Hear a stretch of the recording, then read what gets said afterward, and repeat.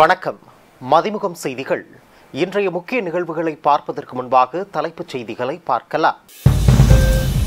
கேரளாவில் தொடர்ந்து கனமழை, ஒரே நாளில் 8 பேர் பரிதாப பலி, இரவு நேர பயணத்துக்கு தடை.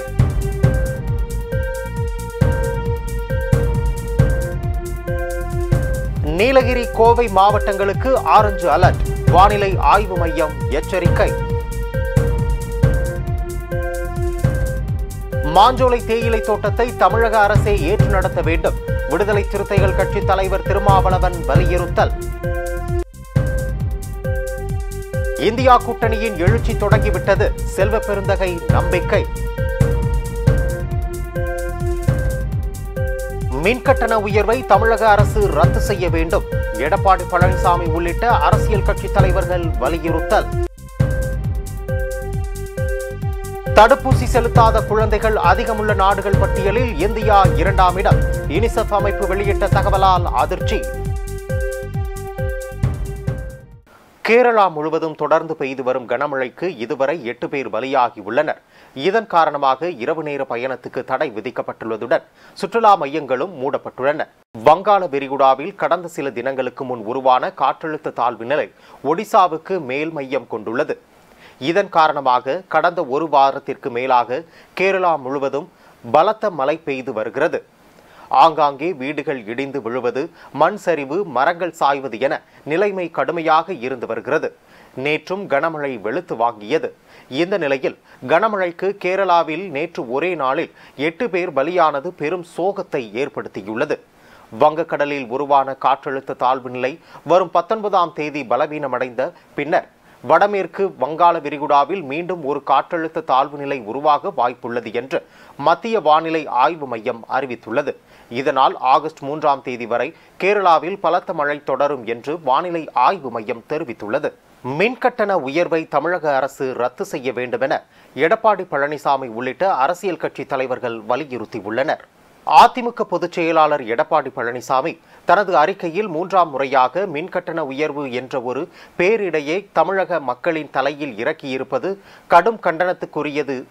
விசைத்தறி மற்றும் சிறு குறு தொழில் நிறுவனங்களின் வேண்டுகோள்களை ஏற்று மின்கட்டண உயர்வை உடனடியாக திரும்ப பெற வேண்டும் என குறிப்பிட்டுள்ளார். முன்னாள் முதலமைச்சர் ஓ பன்னீர்செல்வம் குறிப்பிடுகையில், மின்கட்டண உயர்வு அத்தியாவசிய பொருட்கள், கட்டுமான பொருட்கள் உள்ளிட்ட அனைத்து பொருட்களின் விலையும் மேலும் உயர வழிவகுக்கும். எனவே மின்கட்டணம் உயர்வை உடனடியாக ரத்து செய்ய வேண்டும் என கூறியுள்ளார். இந்திய கம்யூனிஸ்ட் மாநில செயலாளர் முத்தரசன் தனது அறிக்கையில், சமூக வளர்ச்சிக்கு மின்சார உற்பத்தியும் விநியோகமும் அரசின் கையில் இருப்பது அத்தியாவசியமாகும் என்பதை கருத்தில் கொண்டு மின்சார ஒழுங்குமுறை ஆணையம் அறிவித்துள்ள மின்கட்டண உயர்வை மறுபரிசீலனை செய்து நுகர்வோர் நலனை கருத்தில் கொண்டு மின்கட்டணத்தை குறைக்க வேண்டும், மாதந்தோறும் மின்கட்டணத்தை வசூலிக்கும் முறையை கொண்டுவர வேண்டும் என்று குறிப்பிட்டுள்ளார். பாமக நிறுவனர் ராமதாஸ் தனது அறிக்கையில், பணவீக்கத்திற்கு இணையாக மின்சார கட்டணத்தை உயர்த்துவது மக்களை கடுமையாக பாதிக்கும். எனவே மின்சார கட்டணம் உயர்வை தமிழக அரசு உடனடியாக திரும்ப பெற வேண்டும். இது தொடர்பாக பாமக சார்பில் வரும் 19ஆம் தேதி சென்னையில் தொடர் முழக்க போராட்டம் நடைபெறும் என அறிவித்துள்ளார். தேமுதிக பொதுச் செயலாளர் பிரேமலதா தனது அறிக்கையில், தமிழக அரசு தொடர்ந்து மின்கட்டண உயர்வை உயர்த்துவதன் மூலம் சிறு குறு வியாபாரிகள், விசைத்தறி வியாபாரிகள், விவசாய மக்கள் என அனைவரும் பாதிக்கக்கூடிய ஒரு நிலைமை இருக்கிறது.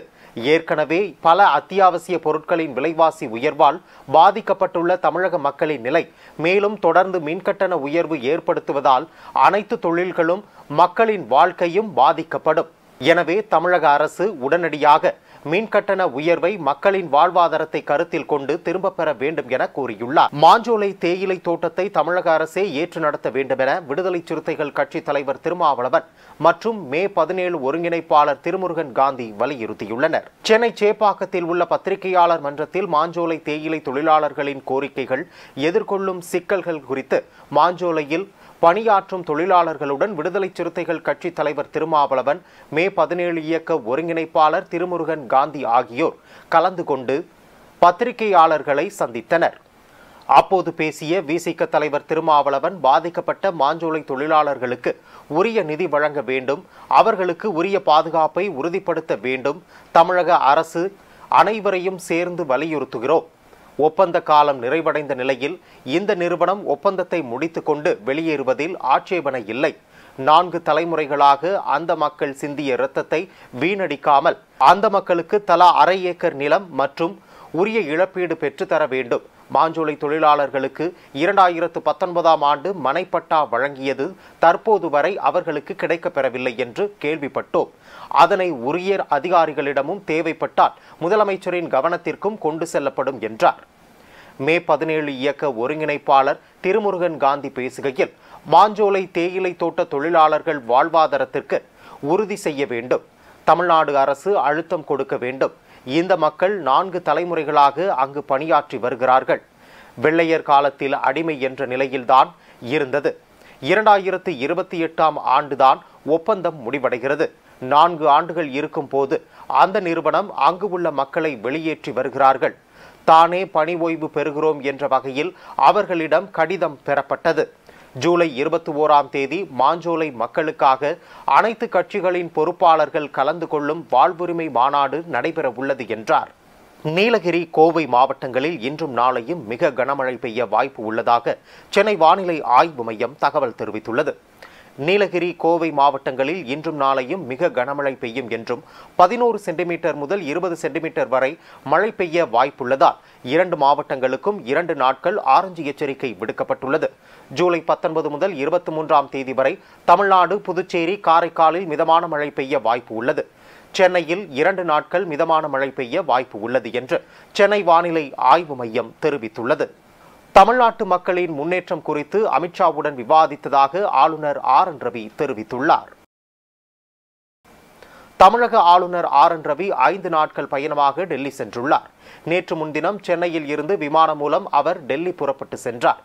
டெல்லியில் பிரதமர் மோடியை நேற்று ஆளுநர் ஆர் என் ரவி சந்தித்து பேசினார். தமிழக அரசியல் சூழல் குறித்து பிரதமர் மோடியுடன் ஆளுநர் ஆலோசித்ததாக கூறப்பட்டது. இன்று காலை ஒன்றிய கல்வி அமைச்சர் தர்மேந்திர பிரதானை ஆளுநர் ஆர் என் ரவி சந்தித்து பேசினார். இந்த நிலையில் தற்போது ஆளுநர் ஆர் என் ரவி ஒன்றிய உள்துறை மந்திரி அமித்ஷாவை சந்தித்து பேசியுள்ளார். அப்போது தமிழ்நாட்டு மக்களின் முன்னேற்றம் குறித்து அவருடன் விவாதித்ததாக கவர்னர் ஆளுநர் ஆர் என் ரவி தெரிவித்துள்ளார். இது தொடர்பாக எக்ஸ் தளத்தில் அவர் வெளியிட்டுள்ள பதிவில், உள்துறை அமைச்சர் அமித்ஷாவுடன் தமிழ்நாட்டில் நிலவும் பாதுகாப்பு, அது தொடர்புடைய சூழ்நிலைகள், மாநில மக்களின் அமைதி, முன்னேற்றம் மற்றும் பாதுகாப்பில் அவை ஏற்படுத்தும் தாக்கங்கள் குறித்து மிகவும் ஆக்கப்பூர்வ சந்திப்பை மேற்கொண்டேன். நமது மக்களை பாதிக்கும் பிரச்சனைகள் மீது அற்புதமான ஆழ்ந்த பார்வையும் அவர்களின் நல்வாழ்வில் மிகுந்த அக்கறையும் அவருக்கு உள்ளது. அவ்வாறு அதில் பதிவிட்டுள்ளார். பாஜகவின் வீழ்ச்சி ஆரம்பமாகிவிட்டது. இந்தியா கூட்டணியின் எழுச்சி தொடங்கிவிட்டது என தமிழ்நாடு காங்கிரஸ் கமிட்டி தலைவர் செல்வ பெருந்தகை தெரிவித்துள்ளார்.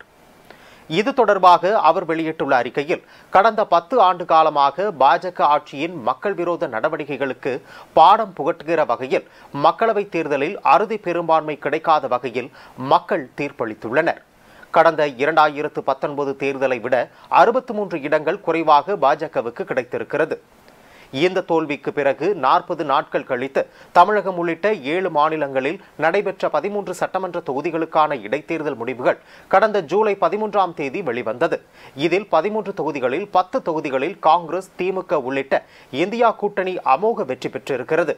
இதில் காங்கிரஸ் கட்சி 4 இடங்களிலும், திமுக 1 இடத்திலும் மற்றும் ஆம் ஆத்மி, ராஷ்டிரிய ஜனதா தளம், திரிணாமுல் காங்கிரஸ் ஆகிய கட்சிகள் வெற்றி பெற்றிருக்கின்றன. பாஜக மொத்தம் 13 இடங்களில் போட்டியிட்டு 2 இடங்களில் மட்டுமே வெற்றி பெற்றிருக்கிறது. இது பாஜகவுக்கு கிடைத்த மிகப்பெரிய தோல்வியாகும். இனி வருகிற காலங்களில் பாஜகவிற்கு கடும் வீழ்ச்சி வர இருப்பதை இந்த இடைத்தேர்தல் முடிவுகள் உறுதி செய்கின்றன. இனி சில மாநிலங்களில் நடைபெறவுள்ள சட்டமன்ற தேர்தல்களிலும் பாஜகவுக்கு உரிய பாடத்தை புகட்டுவதற்கு மக்கள் தயாராகி விட்டார்கள் என்பதையே 7 மாநில இடைத்தேர்தல் முடிவுகள் உணர்த்துகின்றன. எனவே பாஜகவின் வீழ்ச்சி ஆரம்பமாகிவிட்டது. இந்தியா கூட்டணியின் எழுச்சி தொடங்கிவிட்டது. இவ்வாறு குறிப்பிட்டுள்ளார். உலகளவில் கடந்த ஆண்டு தடுப்பூசி செலுத்தாத குழந்தைகள் அதிகமுள்ள நாடுகள் பட்டியலில் இந்தியா 2வது இடத்தில் இருப்பதாக யுனிசெஃப் அமைப்பு வெளியிட்ட தகவல் அதிர்ச்சியை ஏற்படுத்தியுள்ளது. மக்கள் தொகை அதிகமுள்ள இந்தியாவில் தடுப்பூசி தொடர்பான விழிப்புணர்வு பெற்றோரிடம் இல்லையா என்ற கேள்வியும் எழுந்துள்ளது. ஒரு குழந்தை பிறந்தது முதல் 1 வயதை எட்டுவதற்கு உள்ளாகவே பல வகையான தடுப்பூசிகள் ஆரம்ப சுகாதார நிலையங்களில் போடப்படுகின்றன. ஒன்றிய மற்றும் மாநில அரசுகளின் முன்னெடுப்புகளால் இந்த தடுப்பூசிகள் இலவசமாகவே போடப்படுகின்றன. இதனால் ஏழை எளிய மக்களின் குழந்தைகளும் பயன்பெறுகின்றன. கடந்த ஆண்டு சர்வதேச அளவில் யுனிசெஃப் அமைப்பு நடத்திய கணக்கெடுப்பில் இந்தியாவில் 16 லட்சம் குழந்தைகளுக்கு தடுப்பூசி போடவில்லை என்ற அதிர்ச்சி தகவல் வெளியாகியுள்ளது. இந்த பட்டியலில் நைஜீரியா 21 லட்சம் குழந்தைகள் என்ற எண்ணிக்கையுடன் முதல் இடத்தில் உள்ளது. ஆப்கானிஸ்தானில் 4,67,000 குழந்தைகளுக்கும் பாகிஸ்தானில் 3,96,000 குழந்தைகளுக்கும் தடுப்பூசி போடப்படவில்லை என யுனிசெஃப் வெளியிட்ட புள்ளி விவரத்தில் தெரியவந்துள்ளது. சமயபுரம் மாரியம்மன் கோவிலுக்கு நடந்து சென்ற பக்தர்கள் மீது சரக்கு வாகனம் மோதியதில் 3 பெண்கள் உட்பட 5 பேர் உயிரிழப்புக்கு முதல்வர் ஸ்டாலின் இரங்கல் தெரிவித்து நிவாரண நிதி வழங்க உத்தரவிட்டுள்ளார். புதுக்கோட்டை மாவட்டம் கந்தர்வக்கோட்டை அருகே கண்ணுக்குட்டிப்பட்டியைச் சேர்ந்தவர்கள் இன்று அதிகாலை திருச்சி மாவட்டம் சமயபுரம் மாரியம்மன் கோவிலுக்கு பாத யாத்திரையாக நடந்து சென்றுள்ளனர். தஞ்சாவூர் மாவட்டம் வலம்பக்குடி பகுதியில் திருச்சி தஞ்சை தேசிய நெடுஞ்சாலையில் நடந்து சென்று கொண்டிருந்த போது அவ்வழியே வந்த சரக்கு வாகனம் ஓட்டுநரின் கட்டுப்பாட்டை இழந்து சாலையோரம் நடந்து சென்றவர்கள் மீது அடுத்தடுத்து மோதியது. இதில் உடல் நசுங்கி முத்துசாமி, மீனா, ராணி, மோகனாம்பாள் உள்ளிட்ட 5 பேர் பரிதாபமாக உயிரிழந்தனர். மேலும் சங்கிதா, லட்சுமி ஆகியோர் படுகாயமடைந்து தஞ்சை மருத்துவக் கல்லூரி மருத்துவமனைக்கு சிகிச்சைக்காக அனுப்பி வைத்தனர். இந்த விபத்து குறித்து வழக்கு பதிவு செய்த காவல்துறையினர் உயிரிழந்தவர்களின் உடலை மீட்டு உடற்கூறாய்வுக்காக தஞ்சை அரசு மருத்துவக் கல்லூரி மருத்துவமனைக்கு அனுப்பி வைத்தனர். இந்த சாலை விபத்தில் உயிரிழந்தவர்களின் குடும்பத்தினருக்கு முதல்வர் ஸ்டாலின் அவர்கள் ஆறுதல் தெரிவிப்பதோடு முதலமைச்சரின் பொது நிவாரண நிதியில் இருந்து இறந்தவர்களுக்கு தலா 2 லட்சம் ரூபாயும், படுகாயமடைந்து சிகிச்சை பெற்று வருபவர்களுக்கு உயர் சிகிச்சை அளிப்பதோடு தலா 1 லட்சம் ரூபாயும் நிதி உதவியை வழங்க உத்தரவிட்டுள்ளார். ஆட்டம் போட்ட கூட்டம் ஆடி அடங்கிவிட்டது. ஆடியில் தொடங்குகிறது சின்னம்மாவின் பரிவேட்டை என சசிகலாவை வரவேற்று அதிமுக நிர்வாகிகள் மதுரை மாவட்டம் முழுவதும் ஒட்டப்பட்ட போஸ்டரால் பரபரப்பு ஏற்பட்டுள்ளது. பிரிந்து சென்ற அதிமுகவினரை ஒருங்கிணைக்க சுற்றுப்பயணம் தொடங்கியுள்ள வி.கே. சசிகலா சென்னையில் இருந்து மதுரை விமான நிலையம் வந்தார். அவருக்கு தொண்டர்கள் உற்சாக வரவேற்பு அளித்தனர். மேலும் சசிகலாவின் பாதுகாப்பிற்காக 15க்கும் மேற்பட்ட பவுன்சர்கள் களமிறக்கப்பட்டுள்ளனர். தொடர்ந்து காரில் அமர்ந்திருந்த சசிகலாவை புரட்சித்தாய் சின்னம்மா என்றும் அதிமுக பொதுச் செயலாளர் சின்னம்மா என்றும் தொண்டர் ஒருவர் உற்சாக குரல் எழுப்பி வரவேற்றார். மேலும் சசிகலா மதுரை வருவதையொட்டி அவருடைய ஆதரவாளர்கள் சார்பில் ஆட்டம் போட்ட கூட்டம் ஆடி அடங்கிவிட்டது. ஆடியில் தொடங்குகிறது சின்னம்மாவின் பரிவேட்டை. அதிமுக மதுரை மாவட்டம் என போஸ்டர் வீரகனூர், சிந்தாமணி, பெருங்குடி பகுதியில் ஒட்டப்பட்டது. இதில் விரகனூர் பகுதியில் ஒட்டப்பட்ட போஸ்டர் சிலவற்றில் சசிகலா முகத்தை கிழித்துள்ளனர். சசிகலா வருகையொட்டி அதிமுக தொண்டர்களால் ஒட்டப்பட்ட போஸ்டரால் மதுரை மாவட்டத்தில் பரபரப்பு ஏற்பட்டுள்ளது.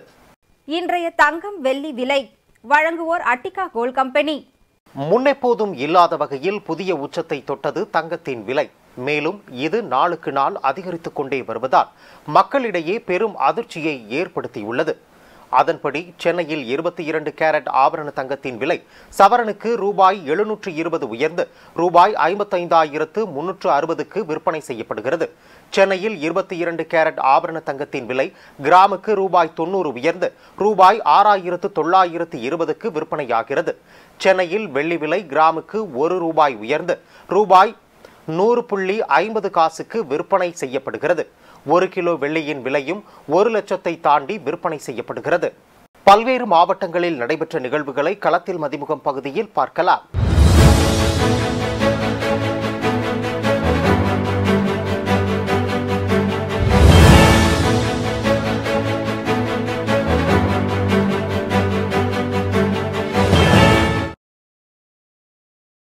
வேலூர் மாவட்டம் மாநகராட்சி சார்பில் பாதாள சாக்கடை திட்ட பணிக்காக பள்ளத்தில் இருசக்கர வாகனத்தில் சென்ற நபர் எதிர்பாராத விதமாக பள்ளத்தில் விழுந்து விபத்து ஏற்பட்டுள்ளது.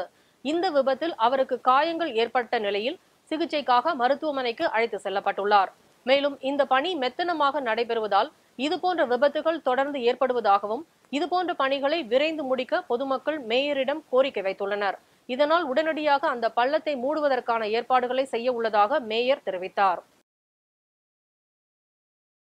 திருவண்ணாமலை மாவட்டம் செங்கம் மில்லத் நகர் பள்ளிவாசல் அருகே 31ஆம் ஆண்டு முகரம் விழா பள்ளிவாசல் நிர்வாகிகள் சார்பில் மிக விமர்சையாக தொடர்ந்து 3 தினங்களாக நடைபெற்று இறுதி நாளான புதன்கிழமை அதிகாலை 5 மணிக்கு சிறப்பு தொழுகை முடிந்த பின்னர் ஏராளமான இஸ்லாமியர்கள் ஈர ஆடையுடன் நீண்ட வரிசையில் நின்று தீ மிதித்து மொஹரம் விழாவை வழிபட்டனர். இந்நிகழ்ச்சியில் சுற்றுப்பகுதியில் உள்ள ஏராளமான இஸ்லாமியர்கள் மற்றும் பொதுமக்கள் கலந்து கொண்டு இஸ்லாமியர்கள் தீமிதி விழாவை கண்டு களித்தனர். திருப்பத்தூர் மாவட்டம் புதூர் நாடு மலை கிராமத்தில் செயல்பட்டு வரும் அரசு ஏகலைவா மாதிரி உண்டு உறைவிட மேல்நிலைப் பள்ளியில் 300க்கும் மேற்பட்ட பள்ளி மாணவ மாணவிகள் பயின்று வருகின்றனர். இதில் திடீர் ஆய்வு மேற்கொண்ட மாவட்ட ஆட்சியர் தர்பகராஜ் மாணவ மாணவிகளுக்கு சமைக்கும் சமையலறைக்கு சென்று சமைத்து வைத்திருந்த உணவு நல்ல முறையில் சமைக்கப்பட்டுள்ளதா என சாப்பிட்டு தரம் குறித்து ஆய்வு செய்தார். பின்னர் மாணவிகளுக்கு உணவு பரிமாறி மாணவிகளுடன் அமர்ந்து உணவு அருந்தினார். ராணிப்பேட்டையில் இந்திய தொழிற்சங்கம் மையத்தின் சார்பாக மாபெரும் கண்டன ஆர்ப்பாட்டம் நடைபெற்றது. இந்த ஆர்ப்பாட்டத்தின் போது முறைசாரா தொழிலாளர் நல வாரிய குளறுபடிகளை சீர் செய்திட வாரியத்தில் பதிவு செய்துள்ள அனைத்து தொழிலாளர்களையும் முதலமைச்சர் காப்பீட்டு திட்டத்திலும் இஎஸ்ஐ திட்டத்திலும் இணைத்திட நடவடிக்கை மேற்கொள்ள வேண்டும் என அனைத்து முறைசாரா தொழிலாளர்களுக்கு இலவச பஸ் பாஸ் வழங்க வேண்டும் என்பன உள்ளிட்ட பல்வேறு கோரிக்கைகளை முன்வைத்து தொழிலாளர்கள், ஆட்டோ ஓட்டுநர்கள், பெண்கள் என அனைவரும் ஒன்று சேர்ந்து கோஷங்களை வெளிப்படுத்தி மாபெரும் ஆர்ப்பாட்டத்தில் ஈடுபட்டனர்.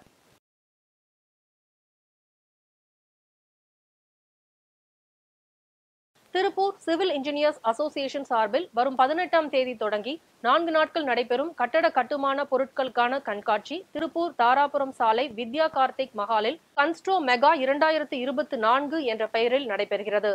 தினமும் காலை 9 மணிக்கு தொடங்கி இரவு 10 மணி வரை நடக்கும் இந்த கண்காட்சியில் கட்டுமானத்திற்கு தேவையான மூலப்பொருட்கள் மற்றும் புதிய தொழில்நுட்பங்களை 300 அரங்குகளில் காட்சிப்படுத்தப்பட உள்ளது. இந்த ஆண்டு 19வது ஆண்டான கட்டுமான பொருட்கள் கண்காட்சியை நடத்துகிறோம். சுமார் 350 கோடி ரூபாய் அளவிலான வர்த்தக விசாரணை இருக்கும் என எதிர்பார்க்கிறோம் என தெரிவித்தனர். 19வது கட்டுமான பொருட்கள் கண்காட்சி கன்ஸ்ட்ரோ மெகா 2024 அப்படிங்கிற பேர்ல ஜூலை 19, 20, 21 மற்றும் 22 ஆகிய 4 நாட்களில் காலை 10 மணி முதல் இரவு 8 மணி வரை திருப்பூர் தாராபுரம் சாலை வித்யா கார்த்திக் திருமண மண்டபத்தில் நடைபெற உள்ளது. வருகிற வெள்ளிக்கிழமை காலை 10 மணிக்கு கண்காட்சி துவக்க விழா நடைபெறும். துவக்க விழாவில் சிறப்பு விருந்தினர்களாக மாண்புமிகு தமிழ் வளர்ச்சி மற்றும் தமிழக செய்தித்துறை அமைச்சர் மு.பே. சாமிநாதன் அவர்கள் கலந்து கொண்டு கண்காட்சி அரங்கை திறந்து கொண்டுள்ளார். திருப்பூர் நாடாளுமன்ற உறுப்பினர் உயர்ந்த கே. சுப்பராயன் அவர்கள் வாழ்த்துரை வழங்க உள்ளார். இந்த கண்காட்சியின் நோக்கம் புதிய தொழில்நுட்ப முன்னேற்றங்களை, கட்டுமான உபகரணங்கள் மற்றும் சாத்தியக்கூறுகளை நமது பொறியாளர்கள் மற்றும் பொதுமக்கள் மத்தியிலும் தொழில்துறையினருடன் அறிமுகப்படுத்துவதுடன் தொழில்நுட்ப அறிமுகங்களையும் கட்டுமான பொருட்களின் தரத்தையும் உயர்த்துவதே ஆகும். செங்கல்பட்டு அச்சரப்பாக்கம் அருகே முனியம்மாள் என்பவர் தனது மகன் ஏழுமலை வீட்டில் வசித்து வருகிறார். அப்பொழுது வீட்டின் எதிரே அமர்ந்திருக்கும் பொழுது அடையாளம் தெரியாத பெண் முகத்தை மூடியவாறு பின்புறமாக வந்து கழுத்தில் இருந்த 1.5 பவுன் தங்கச் செயினை பறித்துள்ளார். மேலும் பாட்டியின் இரு காதிலும் இருந்த கம்மலை பறித்துள்ளார். இதனால் வலி தாங்காமல் சத்தம் போட்டுள்ளார். உடனே அந்த மர்ம பெண் அங்கிருந்து தப்பி ஓடியுள்ளார். மேலும் ஏழுமலை சத்தம் கேட்டு வெளியே வந்து பார்த்த பொழுது காதறுத்து யாரும் இல்லாத தனது அம்மாவின் நிலை குலைந்த நிலையை கண்டு அதிர்ந்தார். மேலும் மூதாட்டியின் செயின் பறிக்க வந்த பெண் மூதாட்டியை தாக்கவே வலியால் துடித்துள்ளார். அதன் பின்னர் தனது அம்மாவை அச்சரப்பாக்க ஆரம்ப சுகாதார நிலையத்திற்கு சிகிச்சைக்காக அழைத்து சென்றார். இது குறித்து காவல்துறைக்கு தகவல் கொடுக்கப்பட்டது. அங்கு வந்த போலீசார் வழக்கு பதிவு செய்து விசாரணை மேற்கொண்டு வருகின்றனர்.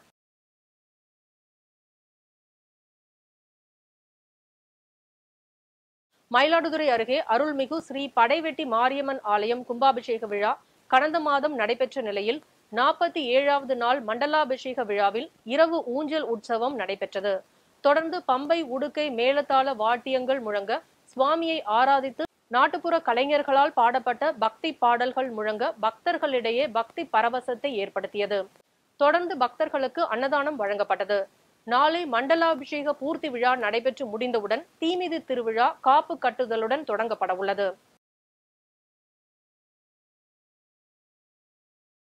ராணிப்பேட்டை காவேரிப்பாக்கம் காவல் நிலையத்தில் சிறப்பு உதவி ஆய்வாளராக பணிபுரிந்து வரும் பிச்சாண்டி என்பவர் பணிக்கு செல்வதற்காக தனது இருசக்கர வாகனத்தில் சென்றபோது கண்டெய்னர் லாரி ஒன்று காவலர் ஓட்டி வந்த இருசக்கர வாகனத்தின் மீது மோதியதில் தலை நசுங்கி சம்பவ இடத்திலேயே பரிதாபமாக உயிரிழந்தார். மேலும் விபத்து குறித்து தகவல் அறிந்த போலீசார் பிச்சாண்டி உடலை கைப்பற்றி பிரேத பரிசோதனைக்காக அரசு மாவட்ட தலைமை மருத்துவமனைக்கு அனுப்பி வைத்ததோடு இந்த விபத்து குறித்து வழக்கு பதிவு செய்து விசாரணை நடத்தி வருகின்றனர். மேலும் விபத்தில் பலியான சிறப்பு உதவியாளர் பிச்சாண்டிக்கு சுசீலா என்ற மனைவியும் 3 மகன்கள் உள்ளனர் என்பது குறிப்பிடத்தக்கது. வேலூர் குடியாத்தம் பகுதியில் மிகவும் பழமை வாய்ந்த ஸ்ரீ காளியம்மன் ஆலயம் உள்ளது. இவ்வாலயத்தில் தேர் திருவிழாவானது நடந்தது.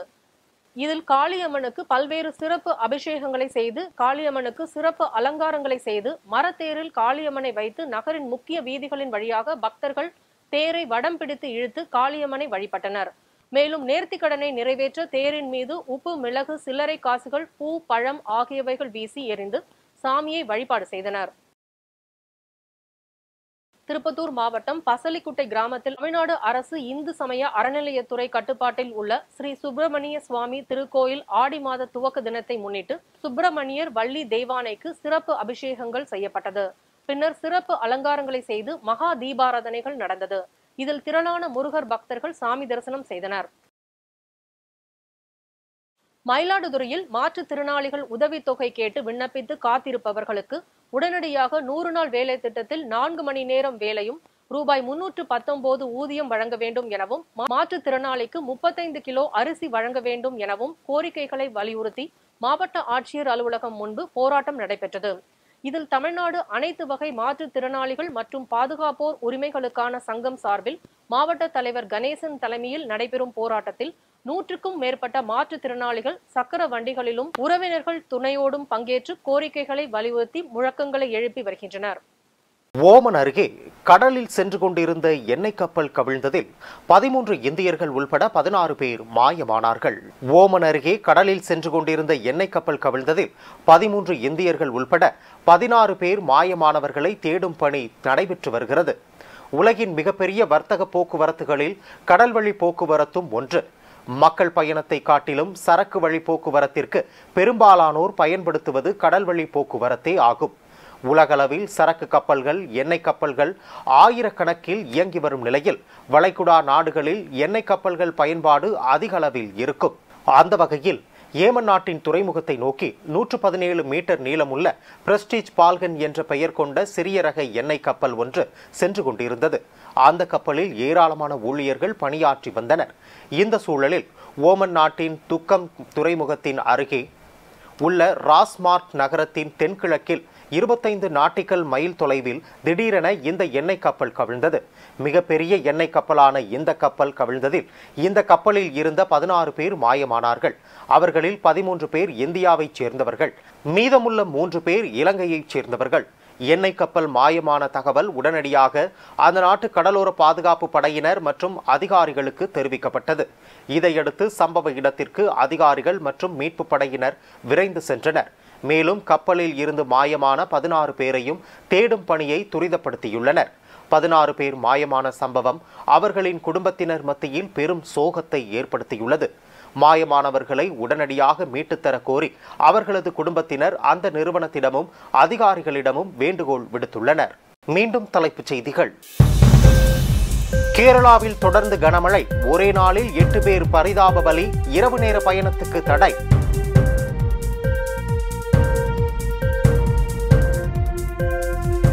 நீலகிரி, கோவை மாவட்டங்களுக்கு ஆரஞ்சு அலர்ட், வானிலை ஆய்வு மையம் எச்சரிக்கை. மாஞ்சோலை தேயிலை தோட்டத்தை தமிழக அரசே ஏற்று நடத்த வேண்டும், விடுதலை சிறுத்தைகள் கட்சி தலைவர் திருமாவளவன் வலியுறுத்தல். இந்தியா கூட்டணியின் எழுச்சி தொடங்கிவிட்டது, செல்வ பெருந்தகை நம்பிக்கை. மின்கட்டண உயர்வை தமிழக அரசு ரத்து செய்ய வேண்டும், எடப்பாடி பழனிசாமி உள்ளிட்ட அரசியல் கட்சி தலைவர்கள் வலியுறுத்தல். தடுப்பூசி செலுத்தாத குழந்தைகள் அதிகமுள்ள நாடுகள் பட்டியலில் இந்தியா 2ஆம் இடம், யுனிசெஃப் அமைப்பு வெளியிட்ட தகவலால் அதிர்ச்சி. இத்துடன் செய்திகள் நிறைவடைந்தன. மீண்டும் செய்திகள் பிற்பகல் 1:30 மணிக்கு. மேலும் செய்திகளை தெரிந்து கொள்ள மதிமுகம் பிரைம் யூடியூப் தளத்தில் இணைந்திருங்கள்.